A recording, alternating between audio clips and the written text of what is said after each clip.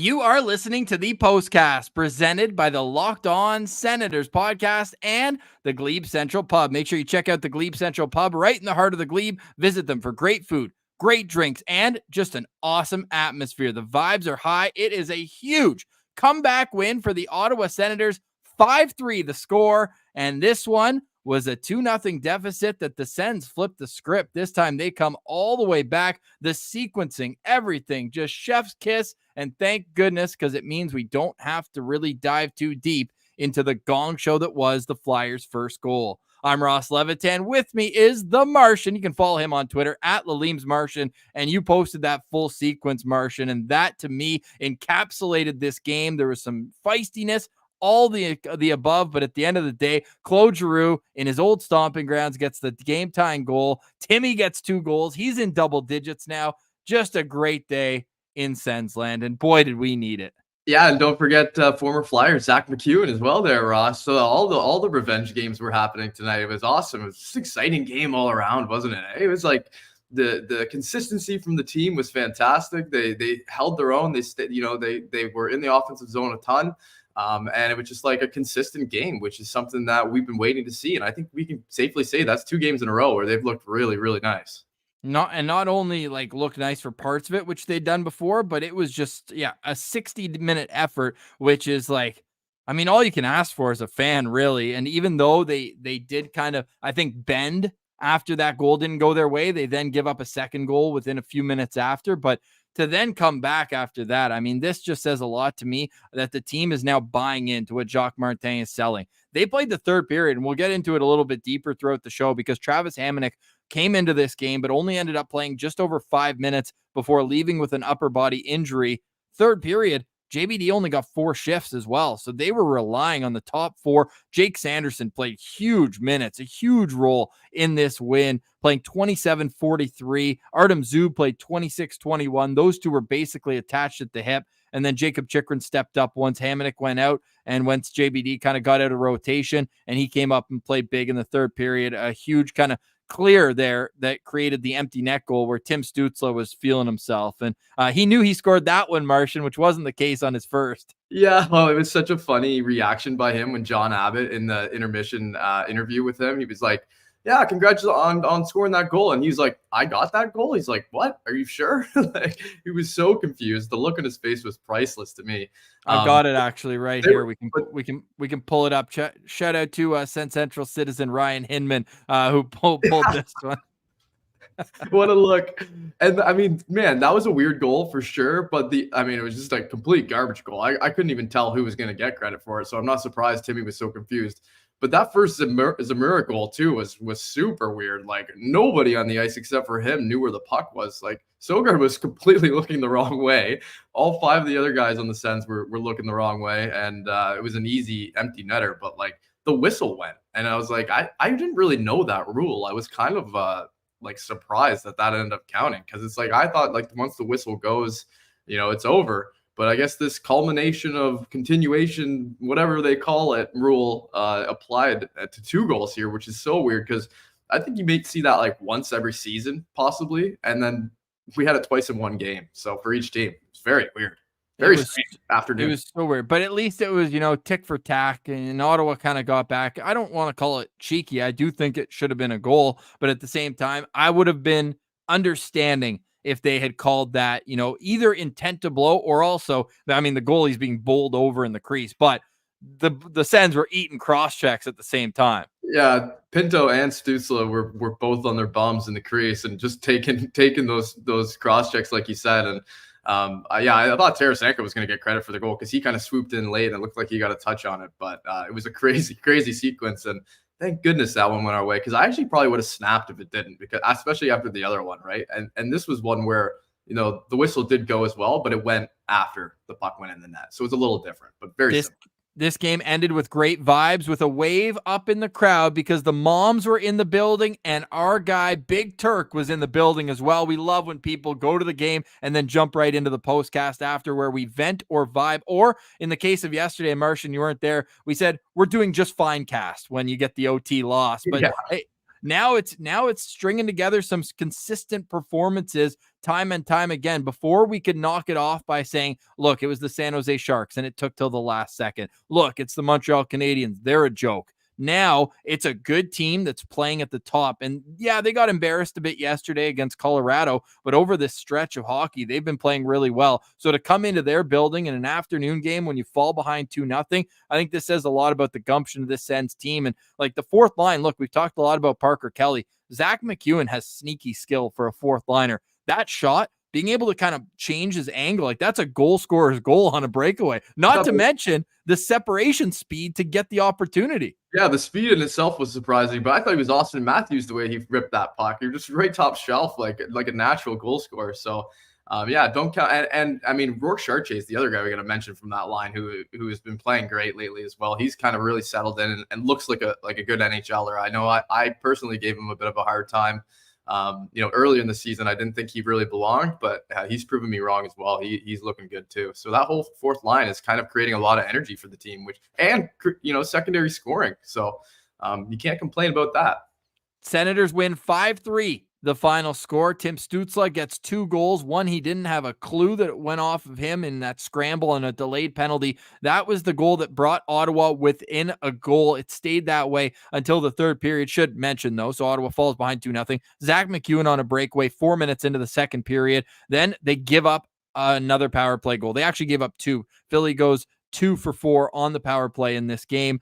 Ottawa then down 3-1 a minute later. They get that goal on a delayed penalty. Tim Stützle from Shane Pinto, his first point of the season, and Thomas Chabot gets an assist. Then in the third period, like, who else? Claude Giroux. Come on, hop on my back. I know this building inside and out. And he gets his 14th of the year. Great play by Brady Tkachuk.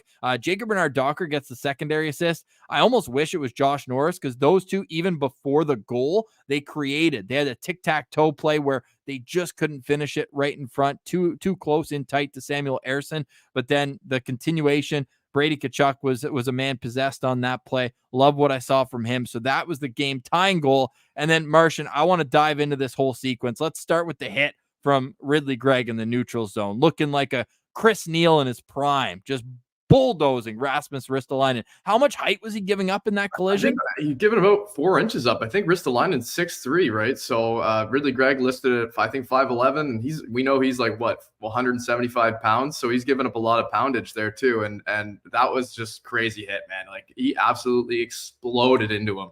I kind of and the bucket went flying off too, which is the other, that puts the exclamation point on a big hit like that. And that's classic Ridley Gregg, kind of just unassuming. This, Ristolainen probably didn't think he was going to lay in him the way he did. And he just unloaded on him, Ross. He helicoptered him.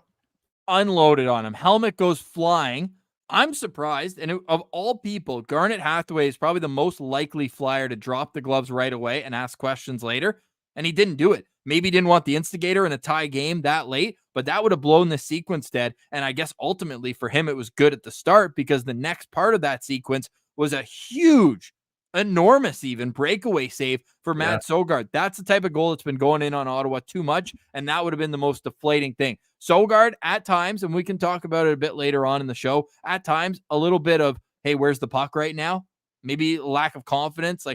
He would make a save and be like, squeeze tight, where is it? But he was confident on that huge blocker save, just kicks it out. Nice play there. And then the Senators go the other way. And a great burst of speed for Matthew Joseph, forcing the turnover at the offensive blue line. And Vladimir Tarasenko, he makes $5 million, 4.8 of it is to finish plays like that. He's a shooter, and that's what they do. They score goals. Hey, he was initially announced as the goal scorer on that scramble goal. So, hey, he wanted his cookie too, and he got it. Great goal. And it was it must have gone off the goalie because it deflected up into the back of the net. Yeah, it did hit the goalie for sure there. Yeah. And it's so weird how plays like that happen where there's a big chance at one end and then it comes the other way. And it always whatever the next chance ends up going the other way with, just for some reason in hockey, it turns out to be a goal. I don't know if it's because guys are just kind of back on their heels a little bit because the previous big chance. But Matty Joe did a great job kind of slowing down that 2-on-1 too and just making sure he got that pass across to Tarasenko because he knows Tarasenko's put on earth to shoot the puck. So and he didn't take his time with that thing at all. No dusting it off, just absolutely clapped it. And Urson got a piece, but didn't get all of it. So we were happy. We're happy there, but the moms, moms watching hockey games, any young kid. Well, no, I've got the screenshot thanks to Peter O'Neill, our guy, great Senn Central citizen. He screen grabbed the moment they saw the Ridley Gregg hit, and that is all time. You'll see the woman with her hands up to her face. Mom. Where is that? Shabbat's mom with her hands to her face. She's the one who had the best reaction. Second row from the bottom. But if you go straight up from Shabbat's mom, two hands standing, that's Ridley Gregg's mom. That's her. Oh my God, that's her reaction to the hit. That is so awesome to see. And this tells about a million stories here. The one holding the woman next to her, like, oh my God, look at Zach McEwen's mom with the hands on her head. Yeah. She's front row there. That's Zach McEwen's mom going like this. This is an all-time. And then look at the Flyers fan. Our guy Nick Spence pointing out the Flyers fan on the other side of the dasher.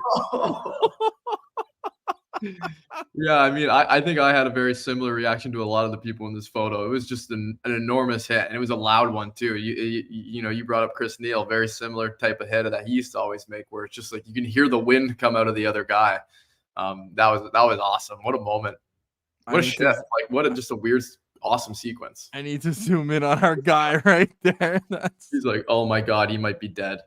That is a quality piece of work right there. So shout out to Peter O'Neill for bringing that one to our attention there. There were some other good ones as well. I don't know if you were able to grab it or not, but Timmy's reaction to seeing the hit as well. That was awesome. There's just, people are saying keep that picture up for the whole postcast. Certainly would make it a better looking postcast. But Martian and I, look, a lot of flack has been had about Pilsy Martian postcast. I don't know the exact record, but it ain't great. This is the second Martian. We'll call it the all Ottawa postcast because mentally I'm always in Ottawa. But the two of us here, the hometown kids, we're 2-0 now. We got the win against Pittsburgh at the end of October, and here we are again. Both games against Pennsylvania teams, too, you mentioned. So the vibes are very, very good after the Ottawa Senators win 5-3. We were so excited, Martian. I actually put 4-2 as the final score on the graphic as we went into here, but the chat, elite as always, was able to grab that, and we were able to flip it real quick. And it's a 5-3 win. Ottawa outshoots Philadelphia 34-25 in this game. Just all around solid performances up and down the lineup. Who stepped up most in the absence of not only Travis Hamonic, or I should say a defenseman? You're playing the bench short, but who stepped up there? Who stepped up when this game was behind by 2 goals? We'll have both of those conversations next when we give out our Senn Central standouts. The postcast is always brought to you by the Glebe Central Pub. The Glebe Central Pub is right in the heart of the Glebe, 779 Bank Street, and you can visit them for great food, great drinks, and an awesome atmosphere. They've got lots of events that happen at the Glebe Central Pub, whether it's live music, trivia night. The dartboard always is a great play when you're at the pub with the fellas or the ladies. You have a great time at the Glebe Central Pub. They're showing the games on the TVs. They're showing the PWHL games. 2 home games for Ottawa next week in the PWHL. TD Place, Glebe Central Pub, stone's throw away. Martian could rip a baseball that far easily. So make sure that on your way to and from the games at TD Place Arena, you're stopping by the Glebe Central Pub. You can also get tickets to the Glebe Central Pub shuttle for $17. You can go to and from the CTC, where the vibes are absolutely free. So make sure you get on it. Get to the Glebe Central Pub, and let them know that the Locked On Senators podcast sent you, because you know that they are what makes the postcast tick. The postcast today is also brought to you by eBay Motors. The drive, the passion, the determination. These are things that are important in life and getting to where you need to go. And at eBay Motors, they have everything you need to maintain your vehicle and level it up to peak performance. From superchargers, roof racks, exhaust kits, LED headlights, and more. Whether you're into speed, power, or style, eBay Motors has got you covered. With over 122 million parts for your number one ride or die, you'll always find exactly what you're looking for. And with the eBay Guaranteed Fit, your part is guaranteed to fit your ride every time or your money back. Because with eBay Motors, you're burning rubber, vroom, vroom, not cash. With all the parts you need at the prices you want, it's easy to turn your car into an MVP and bring home that win. Keep your ride or die alive at ebaymotors.com. Eligible items only. Exclusions apply. eBay Motors Guaranteed Fit is only available to our friends in the United States. Welcome back to the Postcast. I'm Ross Levitan alongside Levitan Martian. We know Pilsy is the most elite ad reader on this show. I think I did pretty well there, though, filling in. Oh, you did a great job. That was smooth as butter, buddy. You know why? Because I got the Guaranteed Fit from eBay Motors. Shout out to eBay Motors. Shout out to the Glebe Central Pub. And shout out to all 361 citizens that have jumped in on a Sunday afternoon to take part in what is a Vibecast. Martian, take me through your emotions as this game went, because I heard you were a little down in the dumps when they were losing. Yeah, I mean, when things start going poorly for the Sens, it tends to just be like a slippery slope, and it avalanches on them, right? And it just gets worse and worse and worse. And I could kind of see that starting to happen in this game. But I did like the way they were playing. But after that, that allowed goal on the continuation play there, I was kind of like, this just feels like the vibes are going to be ruined by this kind of thing. And then, of course, what's this guy's name? Zamira? Anyways, he scores his second one almost immediately afterwards. So he had 3 career goals coming into tonight, and then he scored twice in 5 minutes. Yeah, so like this guy's got 2 on us all like early in the game, and I'm like, I don't think this is gonna go our way here. But I stayed strong. I didn't hedge any bets or anything. I was on the Sens puck line tonight, so it ended up working out late for me there. But I was excited about the game. I love a good matinee. I love we haven't even talked about Shane Pinto yet, the return of Pinto, which is amazing stuff to see. I love Shane Pinto as a player. So when he was coming back, he looked like himself as well, right from the very get-go. So he had that one really great chance down low, and he was driving the net, and he likes to stand in front of the net a lot, which is something that we enjoy as well. He was like on his butt in the crease multiple times tonight. But yeah, like I just enjoyed the game, Ross. I guess that's what I'll say. No, I love that. And talking about Shane Pinto, perfect transition into our Glebe Central Pub Sens Central standouts. And Steve G said it best here. Look, an assist, +2, 9 for 10 in the faceoff dot. And he only played 14 minutes. Like, to me, that couldn't have gone any better. Shane Pinto is my first Sens Central standout in this game. Look, you didn't know what to expect. He's been practicing, he's been skating, but you don't really know until you're in a game what it's going to be like, the pace of play. And he said that as much talking with our friend John Abbott in the first intermission. But he was a warrior. You mentioned being in the crease a couple times. There was a couple times where he made mistakes, just like little like pop plays that didn't go. And he was already, you could see him, big smile, classic Shane Pinto, just the biggest vibes guy going. And you could tell that he was like, oh, my bad, I don't know what the heck that was. But when it's time between the whistles to focus, there's nobody as more dialed in as that. And I think something that you do notice when we talk about Ridley Gregg, and I wonder if now Ridley Gregg, once the other guys are in the lineup, if we're going to start to see even more of that physicality, because he knows, look, I'm not relied upon in as much of an offensive role. So I'm going to be hanging out with Nealer after practice a couple times, see if he can continue getting that. And as a winger, he's going to have more opportunities where guys are picking the puck up off the wall with their head down, and he can, unload on guys like he did with Rasmus Ristolainen today. They might jumble up those letters in the name, though, how hard he hit him on the back of the jersey. They might have to go check for that afterwards. But all in all, man, Shane Pinto, to me, as perfect a debut as possible. And going into Montreal, where Shane Pinto's had some success. I'm actually going to pull up his numbers right now, but Habs fans love getting on me about my tweet, the Pinto Caulfield one. Look, these guys are still very, very young. In his career against Montreal, 5 points in 7 games for Shane Pinto. So I'm looking for another good performance on Tuesday, but not to get too far ahead. We stick with this game today. Shane Pinto, everything and more for what I would have hoped for his first NHL game of the season, and 100th NHL game in his career. Yeah. So stick taps, nice little milestone. Great milestone game from him. So yeah, great pick there, Ross. And I'm gonna go with Claude Giroux, the former Flyers captain. I thought and this is kind of, you usually are the one who takes Claude Giroux. So I mean, somebody's got to give him some love here, and it's gonna be me. Yeah. So Claude Giroux led all forwards in ice time tonight. Hey, Ross, you had 20 minutes and 5 seconds, I believe. So yep. So he had that great goal. That was a crucial time in the game. Big emotional celebration. And yeah, I just thought he just played his strong game. He's kind of now when we're looking at how the team's been playing the last few games, how, you know, their identity is kind of shifting to like they're playing a more structured, I guess, game. I think he kind of embodies what we want our team to be, right? Steady Eddie, you know, do your job, don't give up the puck. And Claude Giroux always is so consistently good, and hopefully the team can stay consistently good. So yeah, he had that great goal, like I said, and he's a +1. So Claude Giroux, 61% in the dot too, Ross. He took a lot of faceoffs tonight and being 18. Yeah, went 11 for 18. Yeah, 61% is a great number to have there. So he also led the team in block shots, which is a nice commitment to defense too. I think we should be giving Drake Batherson some credit for his block late in the game, but Claude Giroux overall, man, he's I actually struggle to say. I was going to say he's the emotional leader on this team. Brady obviously brings it in his own way as well, but Claude Giroux is special. He's special. He's ours. And I noted it this morning, and it's continuing because he got a point today. Claude Giroux has a higher points per game with Ottawa at 0.95 coming into today than with Philly at 0.90. And he's been in with Ottawa at age 34 to 36. Yeah. And with Philly, 20 to 33. And he's only going to get better. Like, I look at a guy who's 3 years older than Claude Giroux, and that's Joe Pavelski.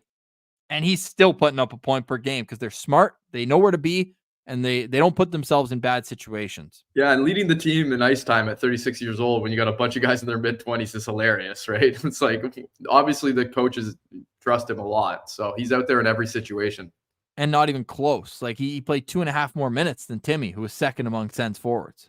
Yeah, I mean, Timmy had a really good night too tonight. I felt like he's kind of coming back. Like this. Whoa! Hey, why don't we go Snake? Do you want to give? Do you want to give 2? Yeah, 2. Good. Oh, sure. Let's do 2. I'm not going to go with Timmy though. Okay, go. Because are you gonna take what I think? I think I'm going to take your guy probably. Good. No, then I'll take Timmy. Timmy deserves to be in this round. Okay, I'm going to go with, actually, this might not be your guy because he didn't have any points tonight, but Jake Sanderson had he had a monster night tonight. 27 minutes and 43 seconds on the ice. That's like Thomas Chabot numbers from when he was, logging all the big minutes. So, Jake Sanderson, he's just like, he is the motor on the back end for them. Like, he's got the puck on his stick almost every breakout.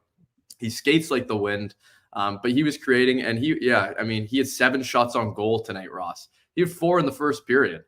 So he was ripping the pill too. So when Jake Sanderson's very involved like he was tonight, he stands out like a sore thumb in a good way. He had 5 of Ottawa's 8 shots on goal in the first period. Oh, 5 in the first. Yeah, that's crazy for a defenseman.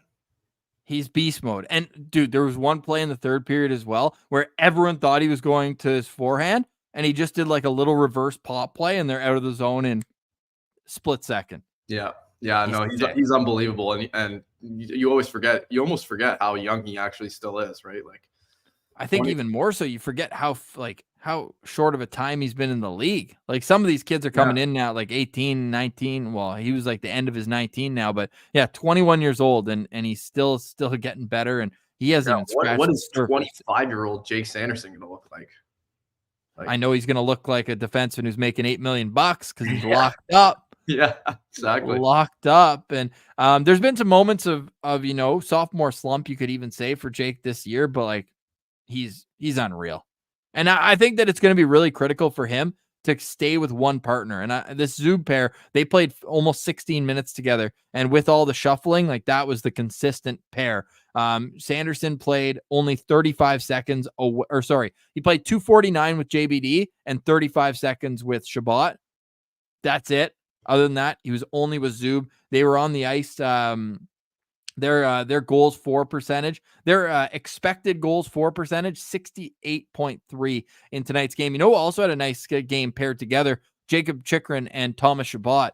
In 10 minutes and 47 seconds, their expected goals percentage, 93.4. They only gave up, what was their shot differential at even strength? When they're on the ice at 5-on-5, 16 shot attempts for and only 5 against.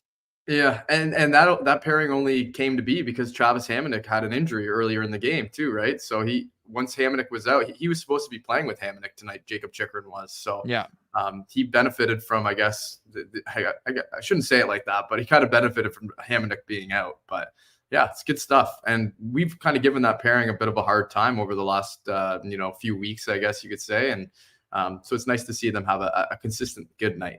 Amazing. So the Senators.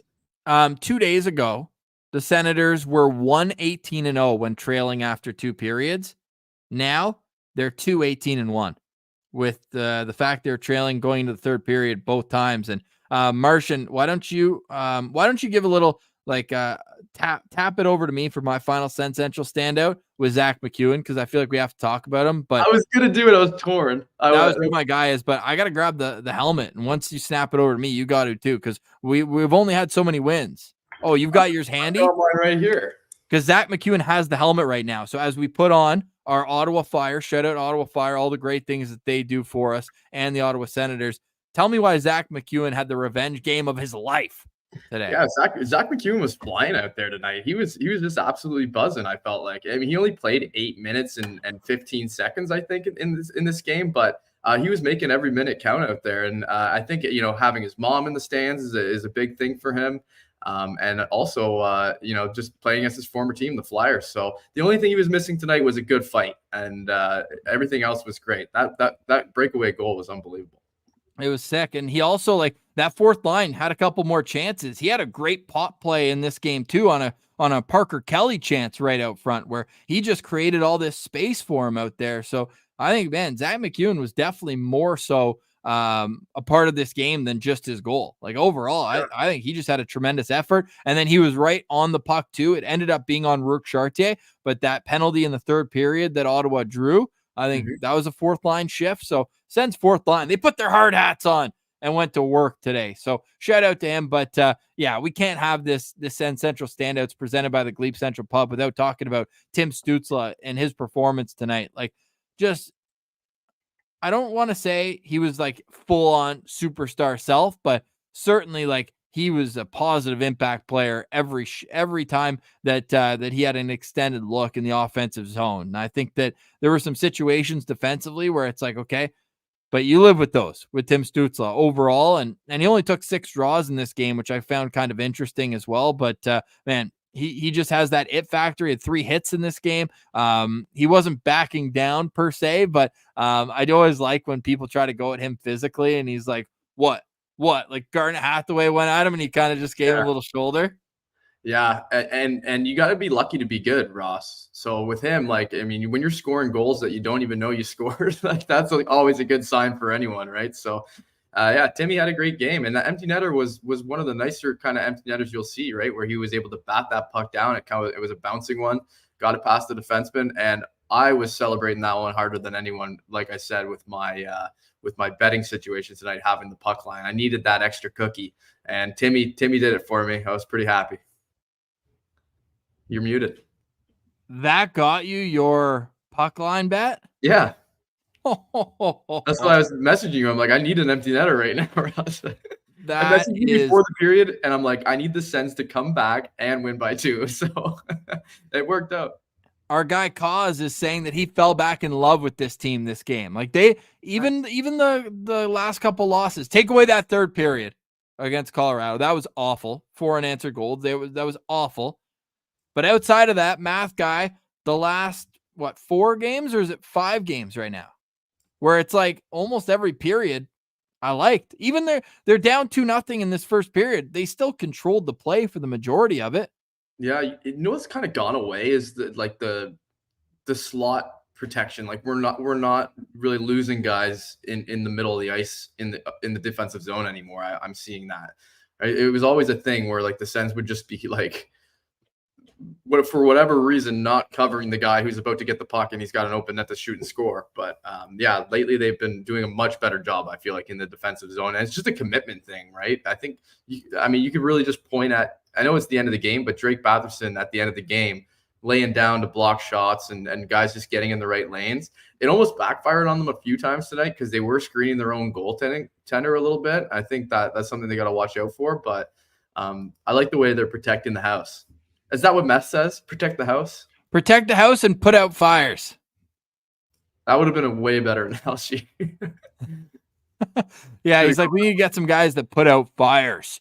A couple more thoughts I want to get for you as we continue on here on the Postcast, where we vent or vibe after every single Ottawa Senators game. And the decision, injury, to Dominic Kubalik. you change the lineup. Like, obviously, the Travis Hamonic situation could bring Eric Brandstrom back in the lineup, which I think a lot of fans would be cool with, myself included. But Dominic Kubalik, even if he's available, I don't think I'd touch this lineup. Yeah, it's kind of a weird one, right? Because his name did come up as one of the guys that we thought it might come out. But yeah, I don't know about that injury. That seems a little bit of, like you said, like a little bit of a happy accident or a coincidence. So we'll see. We'll keep our eyes on that. I can't imagine they're going to keep him out though, because they are still going to be trying to, ship him at the deadline. You got to imagine, right? So you can't really be healthy scratching a guy you want to pump value on. That's where it almost feels, where it's just like, he's not healthy scratch. He's hurt. Like, you still want him, right? Right. Yeah. It might be one of those situations. That's kind of a leafy move by the Sens there, if that's what's going on. You know what? I'm cool with it at this point. Yeah. It's a little greasy, but we're up against the cap, baby. That's right. Hopefully the other teams don't catch on to our theory there. But anyways, we'll see. Like, next game, they said it's a minor injury, so I can't imagine it's going to be a long-term thing. But hopefully he's okay, and then we'll see what decision they make. The Mother's Trip continues Tuesday night in Montreal. The Senators get 3 points this weekend, a come-from-behind win against the Philadelphia Flyers today. And my big question to you, maybe my final question, Martian, who gets the fire helmet from Zach McEwen? I think there's an obvious answer. You think there's an obvious answer? Oh. Who is the reason why Zach McEwen is an Ottawa Senator? Oh, gee. Yeah, and he's not going to give it to Timmy, even though he had 2 goals, because he just got it from Timmy. So that's a nice pick. I think that you're on to something, and the former Flyer connection is right there, and they're playing the Flyers. So I think you're bang on there. I would not bet against that at all. And G is going to have the probably most, like, I don't want to say dull, but like the most uninterested speech when he gets the helmet. Yeah, he's going to be like, thanks, guys. Let's go. Thanks. Remember when they asked him if he wanted to give a speech when he was first star of the week in the NHL? He goes, no, I'm good. Yeah. He's the best, man. Look, the Ottawa Senators are looking good. And Sens fan and Van, who's been saying that Ottawa is going through their puberty phase of the rebuild, looks like they're coming out of that awkward phase. The pimples aren't coming out as much. The skin's looking better. Maybe not as moody. Everybody's feeling just a little bit better. Kara mentioning that they got their mojo back. I want to pick up here on what Peter Aldridge is saying, because look, the TSN broadcast, we always love the TSN broadcast. They pulled out a great stat in this one. The Ottawa Senators are now 28, 5-5 when Shane Pinto gets at least a point. That's an unreal stat. It's a crazy stat. What stat do you think has more oomph to it? That, or the fact that when Tim Stützle, Josh Norris, and Shane Pinto are in the same lineup, the Ottawa Senators are 17-8-1 in 26 games. For me, the 3 centerman stat has more oomph than anything, because it just shows you, what this team can do if they're fully healthy. I think that's kind of the exclamation point on that. But the Pinto one is just wild. Like that's like. And I forgot to add today to it, so it's 29, 5-5. Shout out to the chat. They always keep me going when we're all over the place here, just having fun. It's all vibes here on it. Oh, and Michael's got a good point though too. Could Shane Pinto be getting the helmet? That would be an interesting choice as well. We got to keep our eyes on that. That's a good point. The chat stays undefeated. I'm going to put up who gets the helmet from Zach McEwen. McEwen should just go full goof mode and just go, I'm getting it, fellas. Or bring the moms in. Because I'm keeping this thing. Should we make it a 2-horse race, though? I think we should. It's between Claude Giroux and Shane Pinto. Yeah, it would be funny if they give it to someone else. Travis Hamonic? Yeah. Well, I was going to say, like, dude, I'm so funny. Did I just put, okay. I thought I put both options as Shane Pinto, but I didn't. I put Claude Giroux and Shane Pinto here for the bucket and early returns here. 40 votes already. You fellas and ladies out there are quick. Well, they're active. 87% are going with Shane Pinto. Yeah. I get it. Okay. We'll see. I get it. So the sequence of the year, would you call it? The Ridley Gregg hit, the Mad Sogard breakaway save, and then the Tarasenko finishing a 2-on-1 rush? Yeah. What was the question? Was that the best shift of the year? Is that what you... I think it might have been the best shift of the year, Ross. Amazing.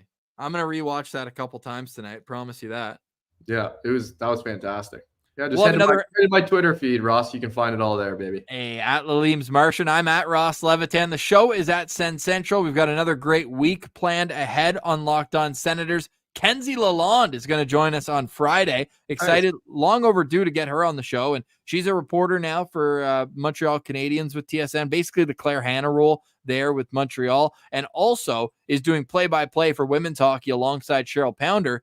And you know what's great about this? She's born and raised in Ottawa. So I'm going to get her to admit to everybody that she is an Ottawa Senators fan. Oh, that's glorious. Yeah, you got to get that out of her. So you're going to stay tuned for that this week on Locked On Senators. We got lots great things planned. We're going to touch base with Mark Methot too, see if we can wrangle Meth up for a chat. We know everybody loves when he comes on the show. And in the meantime, you guys can all head over to Twitter and watch Ridley Gregg annihilate Rasmus Ristolainen.